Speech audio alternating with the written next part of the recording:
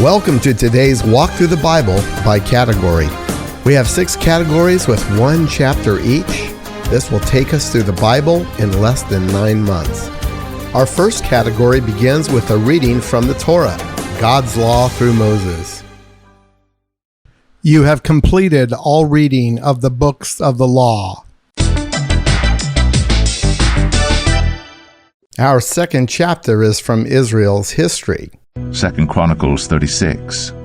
The people of the land took Jehoahaz, the son of Josiah, and made him king in his father's place in Jerusalem. Jehoahaz was 23 years old when he began to reign, and he reigned 3 months in Jerusalem. Then the king of Egypt deposed him in Jerusalem, and laid on the land a tribute of 100 talents of silver and a talent of gold. And the king of Egypt made Eliakim his brother king over Judah and Jerusalem, and changed his name to Jehoiakim. But Necho took Jehoahaz's brother and carried him to Egypt. Jehoiakim was 25 years old when he began to reign, and he reigned 11 years in Jerusalem. He did what was evil in the sight of the Lord his God. Against him came up Nebuchadnezzar king of Babylon, and bound him in chains to take him to Babylon. Nebuchadnezzar also carried part of the vessels of the house of the Lord to Babylon, and put them in his palace in Babylon. Now the rest of the acts of Jehoiakim, and the abominations that he did, and what was found against him, behold, they are written in the book of the kings of Israel and Judah. And Jehoiachin his son reigned in his place. Jehoiachin was 8 years old when he became king, and he reigned 3 months and 10 days in Jerusalem. He did what was evil in the sight of the Lord. In the spring of the year, King Nebuchadnezzar sent and brought him to Babylon with the precious vessels of the house of the Lord, and made his brother Zedekiah king over Judah and Jerusalem. Zedekiah was 21 years old when he began to reign, and he reigned 11 years in Jerusalem. He did what was evil in the sight of the Lord his God. He did not humble himself before Jeremiah the prophet, who spoke from the mouth of the Lord. He also rebelled against King Nebuchadnezzar, who had made him swear by God. He stiffened his neck and hardened his heart against turning to the Lord, the God of Israel. All the officers of the priests and the people likewise were exceedingly unfaithful, following all the abominations of the nations, and they polluted the house of the Lord that he had made holy in Jerusalem. The Lord, the God of their fathers, sent persistently to them by his messengers, because he had compassion on his people and on his dwelling place. But they kept mocking the messengers of God, despising his words and scoffing at his prophets, until the wrath of the Lord rose against his people, until there was no remedy. Therefore he brought up against them the king of the Chaldeans, who killed their young men with a sword in the house of their sanctuary, and had no compassion on young man or virgin, old man or aged. He gave them all into his hand. And all the vessels of the house of God, great and small, and the treasures of the house of the Lord, and the treasures of the king and of his princes, all these he brought to Babylon. And they burned the house of God, and broke down the wall of Jerusalem, and burned all its palaces with fire, and destroyed all its precious vessels. He took into exile in Babylon those who had escaped from the sword, and they became servants to him and to his sons until the establishment of the kingdom of Persia, to fulfill the word of the Lord by the mouth of Jeremiah, until the land had enjoyed its Sabbaths. All the days that it lay desolate, it kept Sabbath, to fulfill 70 years.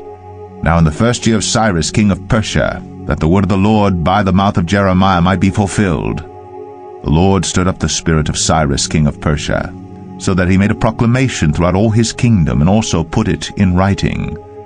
Thus says Cyrus king of Persia, The Lord, the God of heaven, has given me all the kingdoms of the earth, and he has charged me to build him a house at Jerusalem which is in Judah. Whoever is among you of all his people, may the Lord his God be with him. Let him go up. Our third chapter is from Israel's prophets. Micah 2. Woe to those who devise wickedness and work evil on their beds. When the morning dawns, they perform it, because it is in the power of their hand.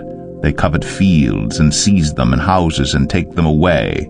They oppress a man in his house, a man in his inheritance. Therefore thus says the Lord, Behold, against this family I am devising a disaster, from which you cannot remove your necks, and you shall not walk haughtily, for it will be a time of disaster.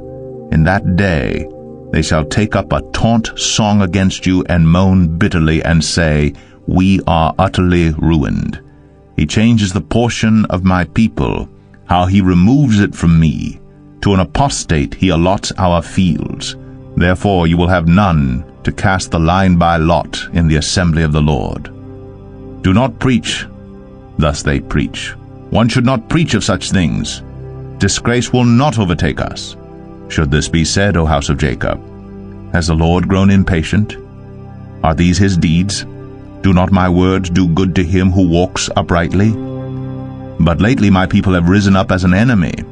You strip the rich robe from those who pass by trustingly, with no thought of war. The women of my people you drive out from their delightful houses. From their young children you take away my splendor forever. Arise and go, for this is no place to rest, because of uncleanness that destroys with a grievous destruction. If a man should go about in utter wind and lies, saying, I will preach to you of wine and strong drink, he would be the preacher for this people. I will surely assemble all of you, O Jacob. I will gather the remnant of Israel. I will set them together like sheep in a fold, like a flock in its pasture, a noisy multitude of men. He who opens the breach goes up before them. They break through and pass the gate, going out by it. Their king passes on before them, the Lord at their head. Our fourth chapter is from Israel's wisdom and poetry. Psalm 16. Preserve me, O God, for in you I take refuge. I say to the Lord, You are my Lord.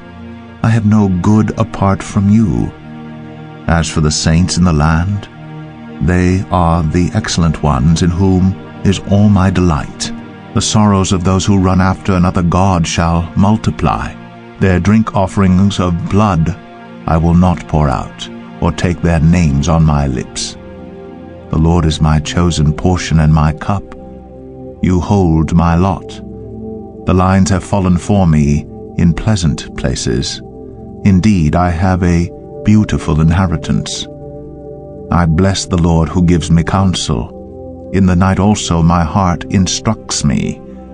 I have set the Lord always before me, because he is at my right hand. I shall not be shaken. Therefore my heart is glad, and my whole being rejoices. My flesh also dwells secure. For you will not abandon my soul to Sheol, or let your Holy One see corruption. You make known to me the path of life. In your presence there is fullness of joy. At your right hand are pleasures forevermore. Our fifth chapter is from the Gospels. You have completed all reading of the Gospels.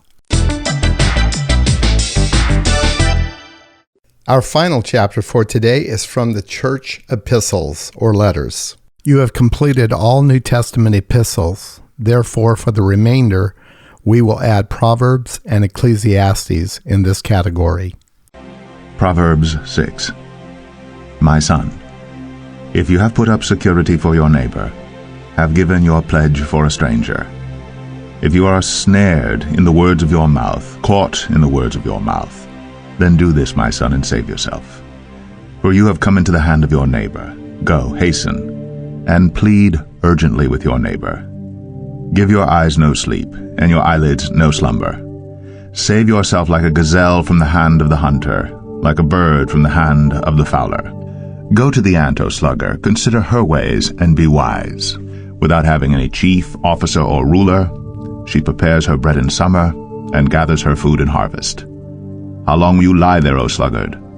When will you arise from your sleep? a little sleep, a little slumber, a little folding of the hands to rest, and poverty will come upon you like a robber, and want like an armed man. A worthless person, a wicked man, goes about with crooked speech, winks with his eyes, signals with his feet, points with his finger, with perverted heart devises evil, continually sowing discord. Therefore calamity will come upon him suddenly. In a moment he will be broken beyond healing. There are 6 things that the Lord hates, 7 that are an abomination to him: haughty eyes, a lying tongue, and hands that shed innocent blood, a heart that devises wicked plans, feet that make haste to run to evil, a false witness who breathes out lies, and one who sows discord among brothers. My son, keep your father's commandment, and forsake not your mother's teaching. Bind them on your heart always, tie them around your neck. When you walk, they will lead you. When you lie down, they will watch over you. And when you awake, they will talk with you. For the commandment is a lamp, and a teaching a light. And the reproofs of discipline are the way of life, to preserve you from the evil woman, from the smooth tongue of the adulteress.